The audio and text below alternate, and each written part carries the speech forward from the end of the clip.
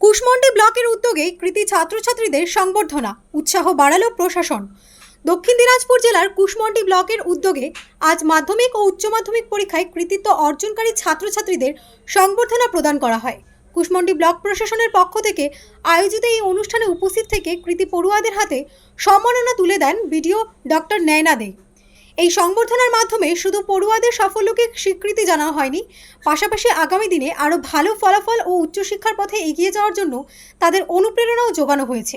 অনুষ্ঠানে উপস্থিত শিক্ষক শিক্ষিকা, অভিভাবক ও প্রশাসনিক আধিকারিকরা কৃতি ছাত্রছাত্রীদের সাফল্যে গর্ব প্রকাশ করেন।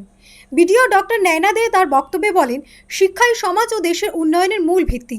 ছাত্রছাত্রীদের কঠোর পরিশ্রম, একাগ্রতা ও সাফল্য আগামী দিনে কুশমন্ডি ব্লকের নাম আরও উজ্জ্বল করবে বলেও তিনি আশাবাদ ব্যক্ত করেন।